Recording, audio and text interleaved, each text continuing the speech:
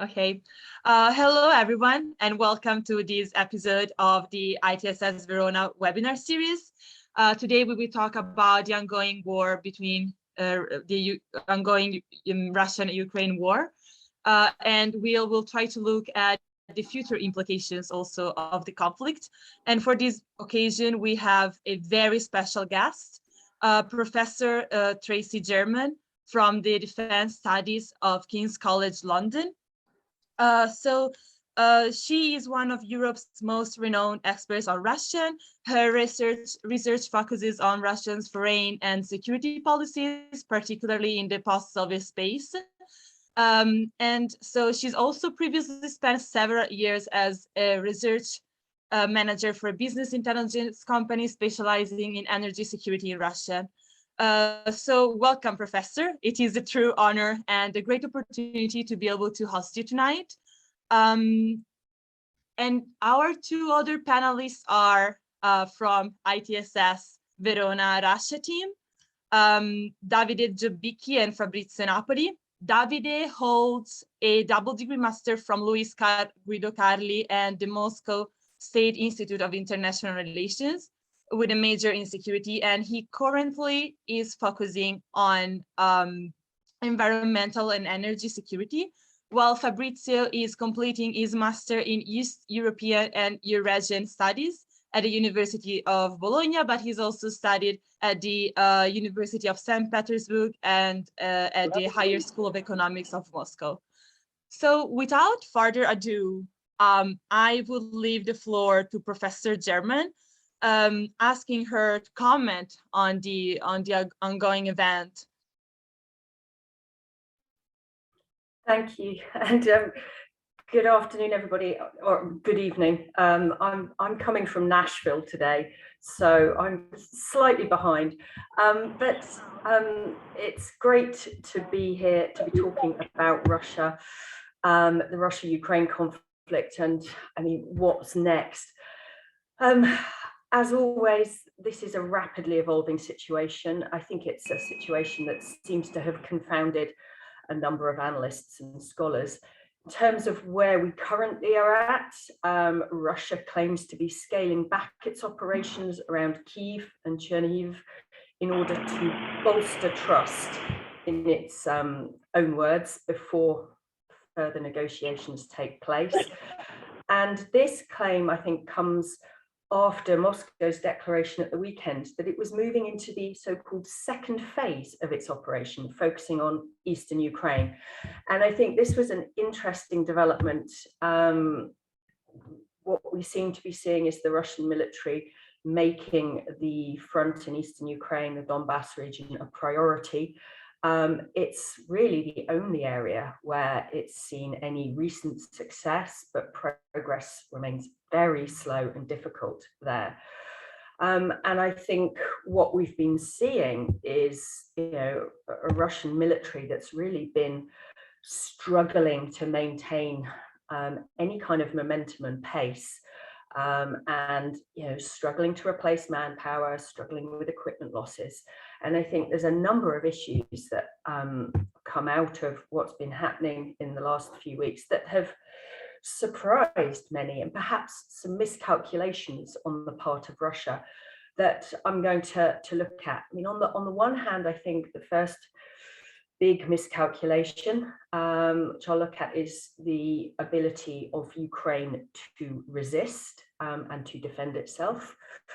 I think that the second miscalculation, you could argue, was the assumption that Russia actually probably wouldn't have to fight, that it was planning an operation that would lead to a quick surrender by Ukraine, and therefore it didn't plan for the kind of large-scale operation that it's actually seen itself involved in. And then the third miscalculation that I'll look at briefly is, essentially the response that Russia expected from the West versus the response that it has actually got. So let's start then. The first kind of miscalculation that I think has been a fairly common fairly common conclusion reached across the Western media is the fact that Russia appears to have completely underestimated the ability and the willingness of Ukraine to resist an invasion. And we've seen a dramatic change in the Russian approach. Their initial operation appeared to be focused on making a rapid advance into Kyiv, as well as, an invasion from the east of the country and up from the south, combined with long-range missile strikes, which I think Moscow was calculating would force the Ukrainian government to capitulate quickly. I think there was a belief perhaps that both missile strikes and this large-scale invasion of ground forces, this very large show of force by Russia, would lead to a swift surrender by the Ukrainian government. And that is not what we've seen at all. The strength of the Ukrainian resistance really appears to have surprised both Moscow and the Russian forces involved in the invasion. And then we saw quite quickly after the first week a shift towards greater use of artillery and missile strikes against major cities. And the shelling, the bombardment, the siege of Mariupol, I think is highly emblematic of this, the use of indiscriminate artillery and aerial bombardments over a long number of weeks, which has imposed very heavy costs on the Ukrainian population and their leadership. Again, I think in an attempt to try and force the Ukrainian government to surrender and come to terms with what Moscow is demanding. And again, not something we've seen. The deliberate targeting of civilians, the widespread destruction of cities aimed at weakening the morale of the population and the leadership to undermine their will to resist has not worked. It's had the opposite effect again.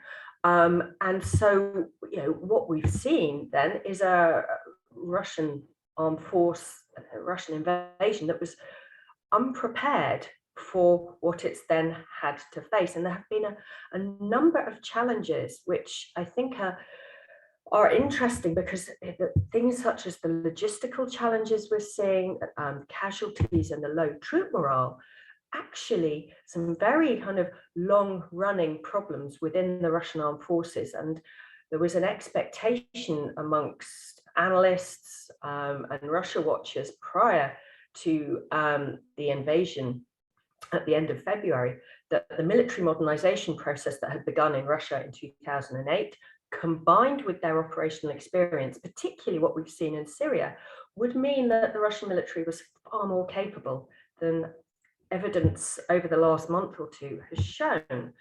And I think the conclusion that we could potentially draw, although it is still too early to be drawing any firm conclusions, is that perhaps Russia has neglected some of the basics, such as investment in solid logistical chain, ensuring good troop morale and good intelligence, and not underestimating their adversaries. And this underestimation of the adversary and the assumptions that the initial invasion were based on, I think, have proven to be incorrect. I said that some of these challenges that the Russian armed forces are facing are long running. Logistics, for example, was a very significant problem for the Russian armed forces in both the Chechen War in the late 1990s and in the invasion of Georgia in 2008. And in fact, I think the Georgian invasion is the most interesting here, because there is arguments and information that we've seen from Georgian officials that one of the reasons the Russian army halted its advance prior to getting to the capital, Tbilisi, was that it was suffering some significant logistical challenges and a logistics system that couldn't cope with the demands placed on it, and getting forward supplies of ammunition, fuel and food were proving problematic. Now, this was in 2008. This is 14 years before the invasion of last month. And I think the assumption, as I said, was that that the Russian armed forces would have resolved some of these issues, but clearly there is significant work to be done on this front. The reliance on long-range precision strike by Russia that we saw in the initial phase of its invasion reflects a lot of the military thought that's been taking place over the last decade or so in Russia, and lessons that the Russian military have been drawing from watching Western interventions, such as the Gulf War in 1991, the coalition invasion of Iraq in 2003, Libya, etc., all of which Russia has concluded that the use of long-range precision strike, missile strikes, and ground forces following up on these strikes are the way that armed conflict is fought in the 21st century. And I think we saw them trying to adopt this approach initially, but they've then had to row back. And I think they are probably unpicking a lot of their assumptions right now about the utility of precision strike, and how much they can achieve by that without committing to the ground force invasion and the capabilities needed for such a large force moving forwards. I also mentioned morale. There's been a lot of talk about problems with troop morale in the Russian armed forces. Again, this is a long-running problem in the Russian military. With a lot of what we're seeing in terms of poor troop morale, again, reflects previous interventions, and particularly the invasion of Chechnya in the 1990s. And I think that a lot of reports coming out that troops below the rank of sergeant were not informed that they were actually going to be invading Ukraine, and that they were only told that was going to be happening when the order was given to cross the border. And so you've got a large force crossing the border, many of whom very surprised to find themselves in armed conflict against a neighboring state, and against an adversary that they had been told would be welcoming, and they'd been told that this was a liberation operation and that the Ukrainians would welcome them with open arms, and that hasn't been the case. And there have been a number of reports of troops, particularly the conscript forces, either refusing to fight, being captured and saying, we didn't know this is what we were going to be doing. And then last week, I think there was a unit that refused to obey the orders of its commanding officer and actually ran over their commanding officer, suffered broken legs, which isn't the actions of a force that is completely content with what it's doing and the orders it's been given, and also combat effective. So those are the kind of first 2 points. The third point, third miscalculation that I think Moscow potentially made was with regards to the response that it expected, that it anticipated from the West. I think, and obviously this is an assumption, but I would suggest that Moscow was anticipating the kind of response to its invasion of Ukraine that it got in 2014 when it annexed Crimea, and even back in 2008, the invasion of Georgia, and then Russia recognizing Georgia's breakaway territories of South Ossetia and Abkhazia as independent, and the Western response to that was fairly limited, fairly weak, and I think there's a stronger reaction with the annexation of Crimea. Obviously, Russia has been under a sanctions regime from the EU and the US, etc., since 2014, the wake of its annexation of Crimea. But I think there's an expectation that that would perhaps be it, that it could, invade Ukraine, despite all the warnings that had been made by Western leaders in the, the weeks, months before the invasion, as we saw the Russian troops building up on the border. I think perhaps there was a sense in Moscow that we don't believe that they will carry through on these threats. And actually, if they just impose some more sanctions, we will be able to get through this, we will survive. The EU, a lot of European member states are incredibly dependent, particularly on Russian gas, also Russian oil. And I wonder if there was a calculation that would act almost as a deterrent for the West to go as far as it actually has done. And I think Moscow has actually been very surprised by the unity of the Western response in the wake of its invasion. And I think, it hasn't seen the divided response that it expected.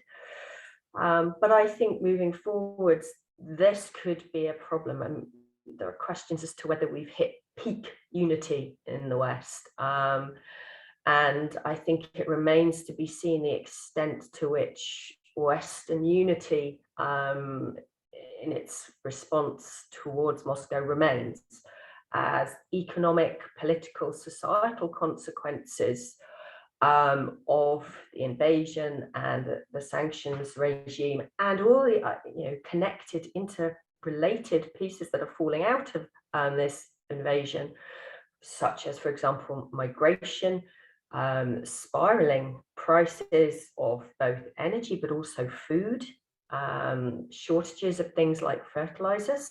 Russia has imposed its own export ban. It's a key exporter of phosphates and fertilizers. And I think this is going to have a medium to longer term impact on security in its broadest sense across Europe and the wider world.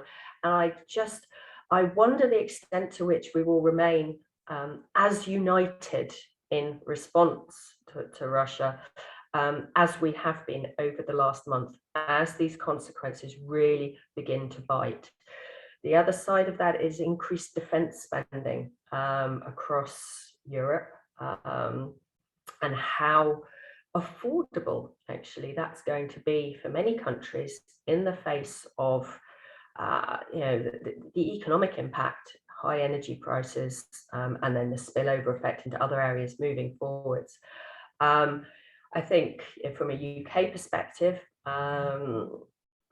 talking about commitment to defence spending, we've seen a substantial increase in defence spending announced by Germany, and obviously I no doubt others will announce similar increases, but I think economically how these are sustainable in the longer term, it will be very interesting to see. The tricky part, I think, will come in terms of being able to identify not just the military threats, but also the softer vulnerabilities. And it's something that has been a challenge for a number of years now in terms of meeting the challenge from Russia. It's an adversary that seeks to challenge and disrupt, but it likes to, focus on perceived vulnerabilities. It exerts pressure on points of weakness and strength. And so I think moving forwards, it's vital for the West, the Western states, so both states in Europe, but also the US, to identify critical vulnerabilities and to develop resilience in those areas. And I think energy security is a particular one here, but also ensuring that countries have their own houses in order in terms of democracy, democratic policies, etc., and ensuring that not just bolstering defense, but also bolstering the softer side, that the democratic capability side, to meet this challenge that we are currently facing. I shall leave it there. I've covered a huge amount, but I hopefully in questions we can discuss further.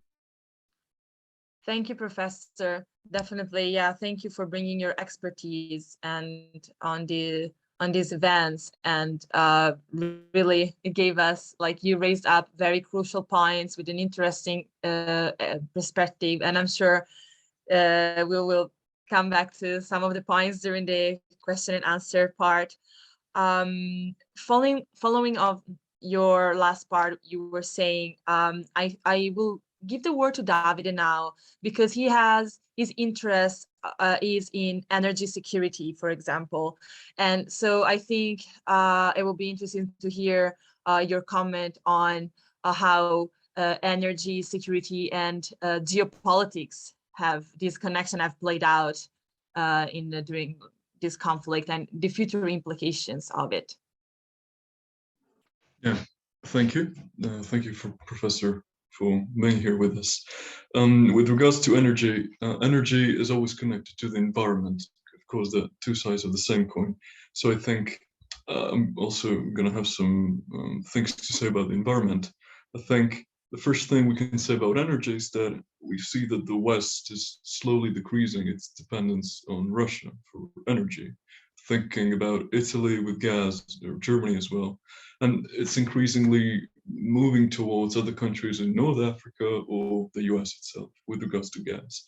So being Russia's economy not largely diversified, but depending on a large amount on its natural resources, gas in the first place, if the West decreases its dependence on Russia, for Russia to, especially given the sanctions, to boost its economy once again, Russia will need to find other buyers, at least in the short, medium run. And this means China.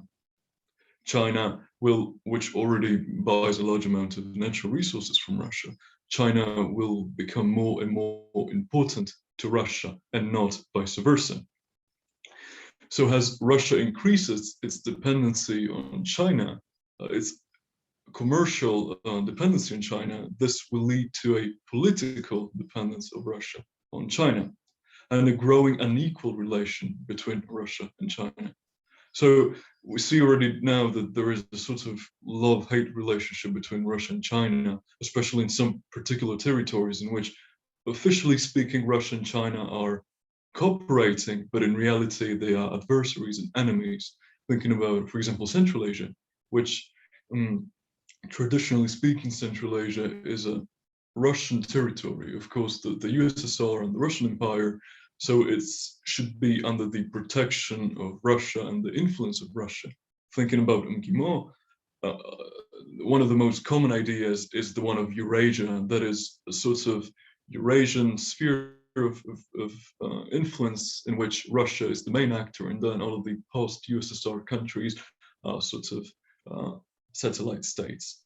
Of course, given the growing dependence of Russia on China, and given the growing role of China in Central Asia, the growing economic role, Russia will no longer be able to openly go against Russia's growing influence, but it will rather have to accept, China's growing influence, but it will rather have to accept China's growing influence.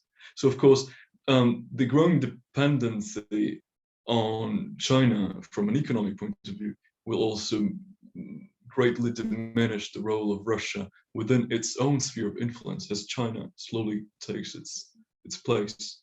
So this is the first thing that comes to my mind. The second thing that comes to my mind is that it's mostly a political one, is that perhaps Fabrizio will talk about it later on, the worsening of Russia's economy and the sort of drawing apart from the major international organizations will lead to either a strengthening of Putin's inner circle and Putin's dictatorship, or a renewed democratization. I think Fabrizio will talk about this later on. So we're reaching a point of no return. If democracy will surge, if there will be a democratic rise, then of course the situation will turn for the better. If, on the other hand, Putin's dictatorship will strengthen itself,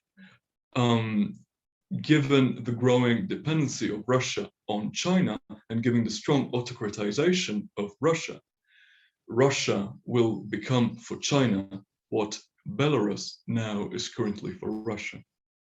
This might be a chance in the short future. Third point I would like to talk about is, of course, the rising price of gas and energy. This is connected to energy. So the rising price of gas is, in the short and medium run, hindering the post-COVID economic recovery. And this, on the one side, might lead to a sort of acceleration of energy transition towards renewable energy. So it might be a positive thing. But on the other hand, the hindering of economic recovery might give new vigor to populism, which was partly subdued in Europe because of the recovery plan. So we might, in the short run, see a new kind of populism rising that will, of course, no longer have the connotation of the pro-Putin populism that we saw in Europe, thinking about Le Pen, Salvini, but it would rather be of a different form. This is interesting. The fifth one is that, the fifth point I would like to stress regarding energy as well, is that the West has, in the short run, found cohesion against Russia, as Professor said. However, in the long run or in the medium run, this is no certain. This is no certainty. It is important to study and focus on how the EU will manage to deal as a collective actor with the need to have an efficient energy transition, to move away from gas and to move towards renewable energy. As we have seen so far, each country is slowly dealing and slowly, let's say, selfishly dealing with the supply of gas. Each country is trying to look for different actors from which to buy gas, moving away from Russia. And we see that there is no real common EU strategy at the moment. So it will be a test for the energy problem, will be a test for Europe in order for it to see if it's able to act as a collective actor. This is connected to a last point that I would like to stress, which is, of course, the environment. We see that the new energy emergency that is now being produced because of Russia is leading to a stop in the energy transition. This might, in the future, either lead to an acceleration of energy transition towards renewable resources. So as we become more and more aware that we can no longer rely on gas and Russia, but on the other hand, it might stop the energy transition and move countries towards other fuels which are non-environmental friendly, such as coal, for example. Several countries in Eastern Europe nowadays are already thinking about reopening coal mines in order to balance the absence of gas coming from Russia. So in the short run, at least, we see that there has been a stepping back towards the achieving net zero emissions by 2050. We're rather moving backwards, and it is important to accelerate in research and accelerate in energy transition rather than stepping back towards non-sustainable fuels. So this will be enough for me. Thank you, Davide. Thank you very much for your comment. Fabrizio, do you want to jump in? And I will already start asking our participants, like, to if some questions are rising from our panelists' points and comments, just start typing them, and maybe after Fabrizio comment, we can also go straight to the Q&A part. I'm going to talk about the domestic situation in Russia. And I will start mentioning that on March 27, President Zelensky gave his first interview to the Russian press. There were some journalists from Kommersant, which is not an independent newspaper, but also many independent journalists. However, this interview has been blocked from being released by the Roskomnadzor, which is the Russian communication privacy regulator. And a couple of days later, Novaya Gazeta, which is a newspaper famous because headed by Nobel Peace Prize Dmitry Muratov, has announced that it will suspend all its activities until the end of what Russia calls a special military operation. And what's interesting to notice that despite its anti-Kremlin perspective, Novaya Gazeta had decided to comply with the current legislation in Russia, which means that they were not using the term war in their articles, but nevertheless, it didn't work, and we don't know when they will start again covering events in Russia and abroad. This is not the first, it's just the last episode in the long-standing war between the Kremlin and the freedom of press. As early as March the 3rd, the government suppressed the Echo Moskvy, which was one of the oldest and most popular radio stations in Russia. And also many international media outlets are advising their foreign correspondent to leave Russia because it's not a country where they are safe. The director of Echo Moskvy, which I mentioned earlier, Alexei Venediktov, on March 27 found behind his door a pig's head and a Ukrainian flag marked with an anti-Semite slur, which is quite interesting in a country that claims to denazify the rest of the world.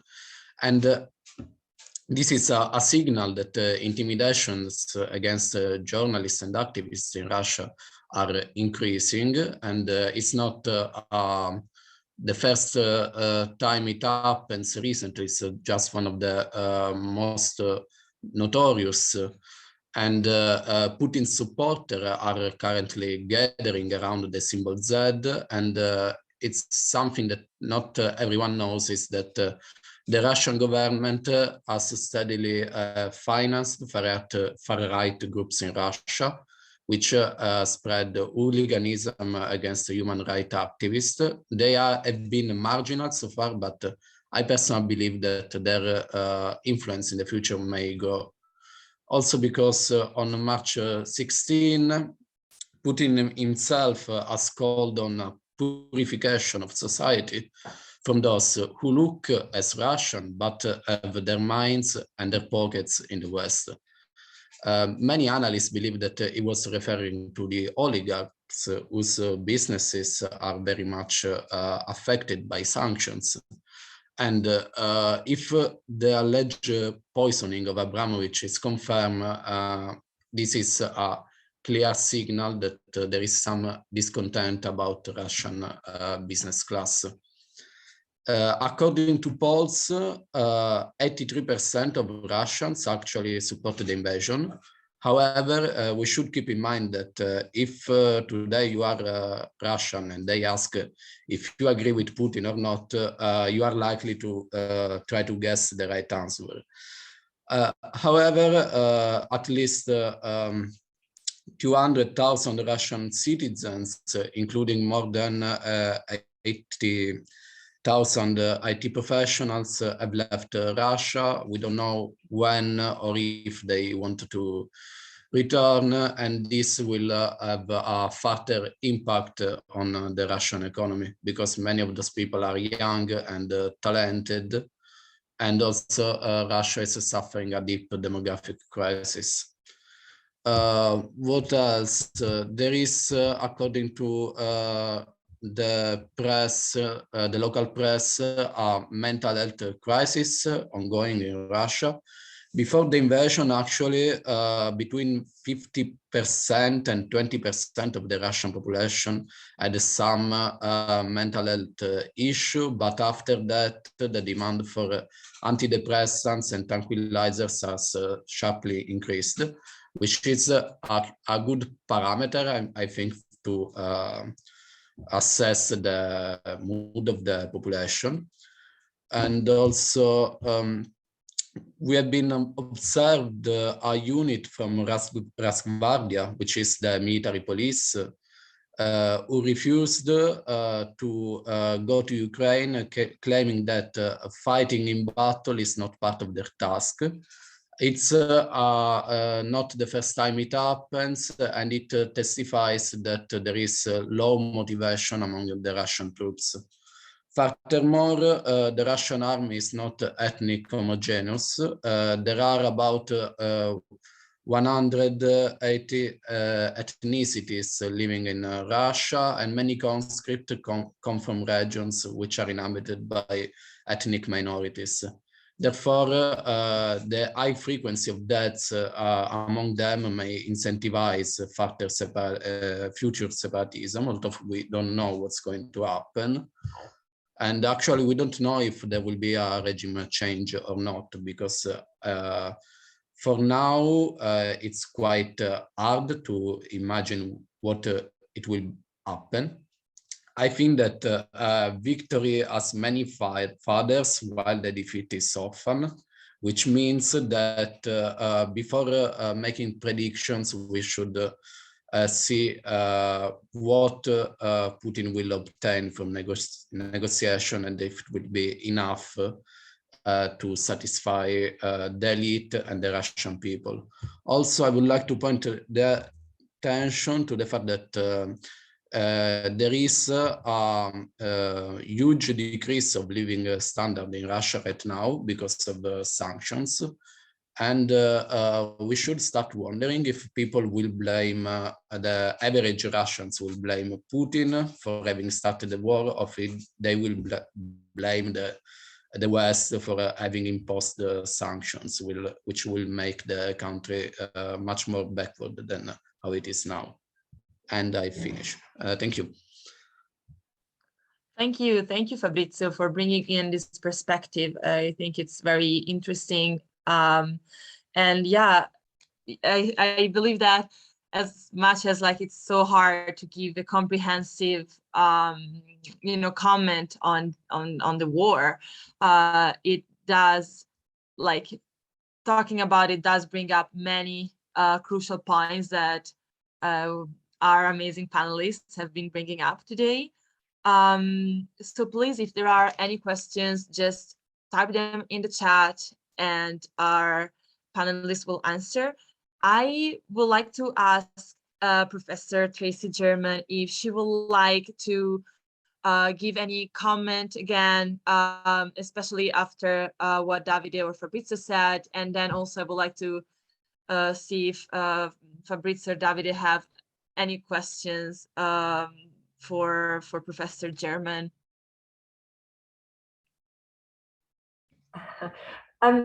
So I thought what they said was it really brought home both of their talks brought home the really broad nature and the really broad impact of this invasion. I mean, everything from the environmental impact, the increasing use of coal, to the increasing requirement for antidepressants in Russia, obviously the closing down of free press, free media, and I think this potential for, well, we don't know what's going to happen in Russia, and I think it is important, Fabrizio's point, that if someone comes up to you in Russia with a clipboard and asks you what you think, you're generally going to give the answer that you think the state wants to hear, rather than perhaps your own opinions.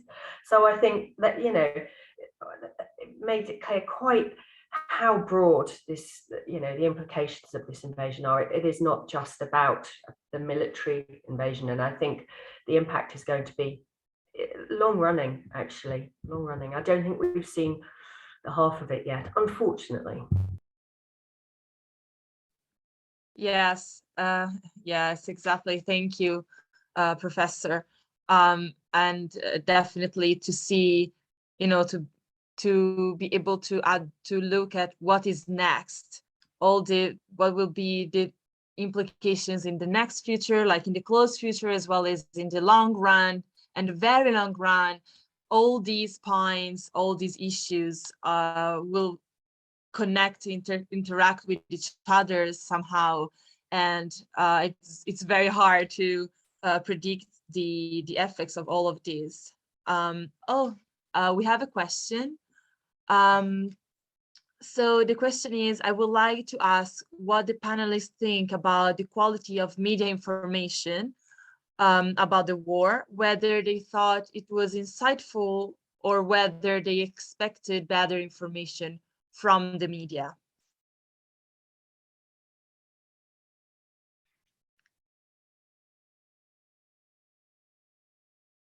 So who wants to start? Yeah. Do the other guys want to say something first, given that I just spoke, or not? I think Davide mentioned something, brought in his discussion some points of the media, but I think it really asks about also maybe the personal perception. So I guess feel free also to mention, like, personally, what your impression of the media coverage of the war. Are we talking about Russian media or non-Russian media? Good. Let's see if maybe all media, so Western coverage and Russian. And Russian coverage. What do you think about Western coverage of the war? And I guess it might be different, for example, to say Europe and the United States.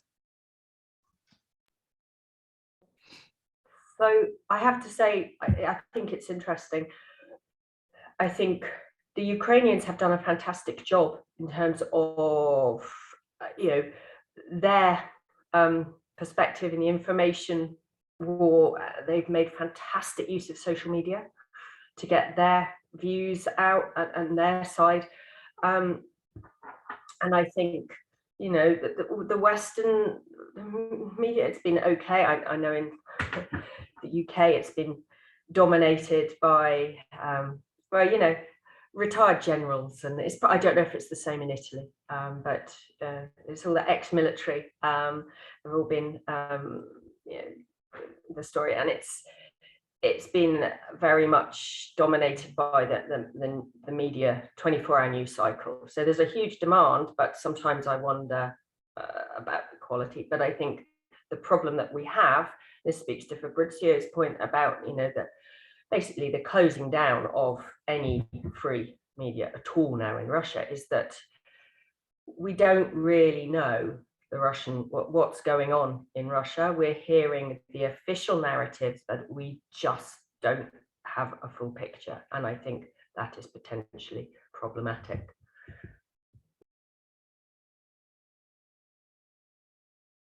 Thank you, Professor. I think we have other 3 questions from Francesco Bruno. So the first question is, dear Professor, we have seen a large variety of vehicles, especially tanks, being destroyed or taken over by the Ukrainians. It is known in military doctrines that tanks without the use of the infantry as the protection are pretty much moving targets. Why do you think they are not using more foot troops? So this is a good question, and mistakes we've seen them making since the 1990s.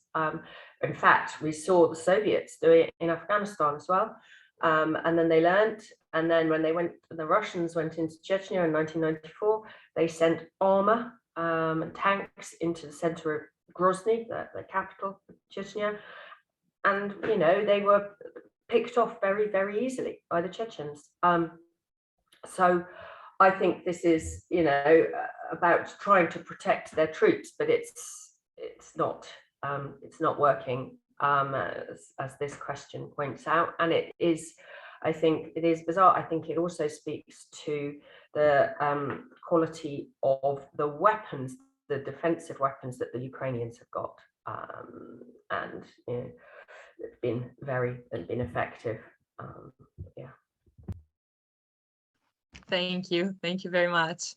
The second question. Sorry, apologies, Professor. Sorry, I've got a follow-up on that. Apologies on that, just because we're here. Do you believe it's just because they wanted to limit casualties and they were not prepared to that kind of fighting door to door? Because what they did in Chechnya was very similar, but they did it with much more aggressiveness compared to what they have done actually in Ukraine. I don't think they were ready to go actually into Kiev door by door. Apologies for... No, absolutely, I'd agree with you. Apologies. No, that's fine. I think, and absolutely, I'd agree with you. And I think this comes down to the really poor assumptions, the planning assumptions that this invasion was based on, and the fact that they were not intending to really have to fight in such numbers, and that they thought a massive show of force by launching this invasion, and this is a huge force. We haven't seen these numbers for decades from Russia, but I think there was an assumption that show of force combined with missile strikes would lead to a swift surrender, and therefore they were not planning for having to, as you said, door by door, street by street, urban warfare, which they really don't want to have to do. And I think the reports we've been seeing in recent weeks that they are looking to recruit mercenaries, particularly from Syria. And I see today there are further reports that they've been apparently making progress in that recruitment. I think that is about getting, basically manpower, the bodies in, if they wish to engage in, essentially fighting in the towns, the urban warfare that they've thus far been trying to avoid. So I would agree with you on that. May I answer to the third question? Sure. So the third question. So I'm gonna read it out loud. You mean the third question did from we read the Francesco? second? Sorry, did we read the second one already? Did we read the second? No, not yet. But okay, I believe since we're running a little out of time now, I think it's great to answer the third questions. They were all very interesting. Thank you for these questions. I think it's great if you want to comment on the third question, and then we have another question, maybe the last one. So the third question is the FSB, the former KGB, has lately been seen as, it has lately been seen as the main actor for a potential regime change in Russia due to the very Western European standards of living. Do you think the FSB could play a key role in revolting against Putin? So Fabrizio, yes, please, if you want to comment on that. The short answer is we don't know. The longer answer is that the FSB actually is not the heir of the KGB, but it's the heir of the office of the KGB tasked with counter-espionage, which means that while other foreign service have employed people who spend a part of their life abroad, actually the mindset in the FSB is very much conservative, because they are literally picked up from Russian provinces, Usually they are nationalists, because if you want to belong to this agency, you have this kind of mindset. And therefore, I actually don't believe that they have a very Western European standard of living. Maybe because they are paid well, but I don't think it's the dominant ideology. When we look at businessmen in Russia, maybe we find some people that even if they don't confess it, likes to live in a Western-like country. But I don't think it's the right example. Surely they have enough power for a regime change, at least for an attempt, but we don't know. Thank you, Fabrizio. And thank you for the question. There is another question, maybe the last one, a very interesting point. From Julia, she says, exerting kinetic action with a neighbor country unravels a number of issues for the short, mid, and long term. Citizens develop grievances while they still relate in business, family, and friendship. How could Ukrainians and Russians carry in post-Putin region? This is a very, looking at the future, a question. I think it's a very interesting. If any of our amazing panelists want to answer that with their opinion, maybe Professor German or. Yeah, it is an interesting question, and I think it gets to the heart of what's missing right now is trust, and the invasion of Ukraine by Russia has completely destroyed any trust that existed between the two at a state level. But I think further down, I think it's not just the state level, and the question talks about it as well. It's the family, it's the friends, it's the business relationships, and I think that's going to make it very hard moving forwards. I think it's making it very difficult, this lack of trust, for negotiations to take place, because the demands that are being placed on the Ukrainians, either they give up territory.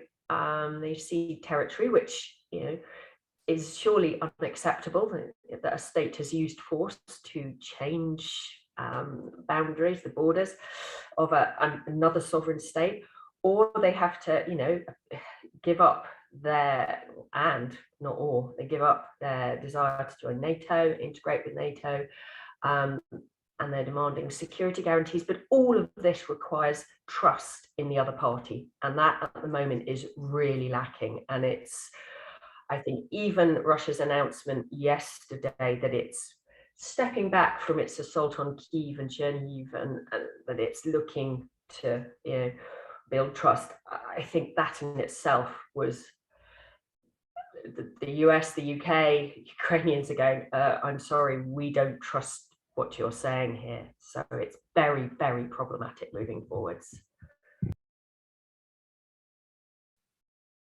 Also, if I can add something, it's like so far Ukraine has always been described as a young country divided along cultural and linguistic lines. But I think that this war will become a kind of glue between Ukrainians, because many people who previously sympathized for Russia, for Russian culture and for Russian even politics in Ukraine, now have totally changed their opinion. And it was very interesting for me to read some opinion polls made in Ukraine in 2014. And actually, I mean, the majority of Ukrainians wanted Crimea back, but it was like not a vast majority of them. While today, there are no Ukrainians that want to negotiate on Crimea. And this is actually quite upsetting, because the issue of those territories that Russia doesn't want to give back is something that I think will be protracted for years, and it will further undermine the relations between those countries. Before, I think it was more solvable through peaceful means, but today it doesn't seem me this way.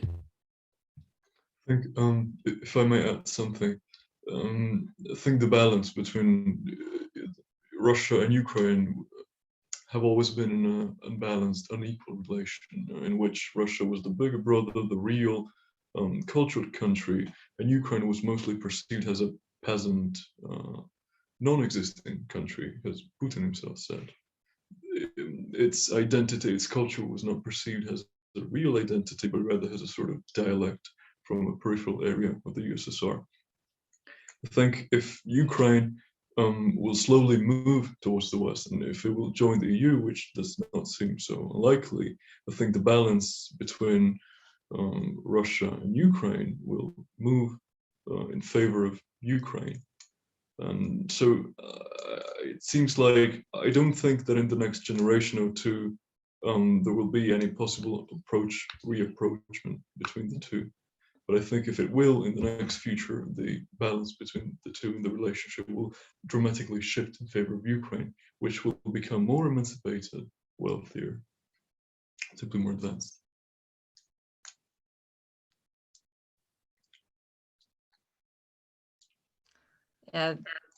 Who is commenting, and seems like at the end, Russia, even if winning, is losing in many regards. Yeah, and on that note, I would like to ask our amazing guests and our panelists if they have any last comment.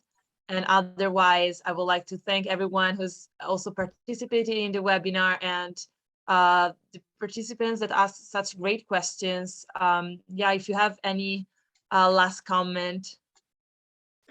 If I might say, I don't think Russia is losing everything. I think Russia has a very important chance, which is the psychological shock that derives from losing a war, or from losing in general. This is a time of self-questioning, and from self-questioning comes growth. So this is a moment in which Russia can question its own regime and the choices, the political choices that it has taken in the past 100 years, which have not been questioned during the 90s because of the turmoil and the need for stability. I think they should move away from the fear of democracy that grew in the 1990s with the fall of the USSR, and create the space to accept democracy. It's a complex stuff. Russians can, but how much can Putin? No, of course, Putin has no hope. Of course, if Putin will keep on being in Russia, then I don't see any future development, of course. Thank you, Davide. Yeah, thank you. So I think this has been a great event, a great opportunity to talk about such a relevant topic. And I would like to thank again Professor Tracey German for being with us today and bringing her expertise, and our amazing panelists, also Fabrizio, Davide. Thank you for your comments and your perspective. Thank you, all the participants. And thank you for everyone who will watch this webinar. Yeah, this is great. This has been a great opportunity. Thank you very much, everybody.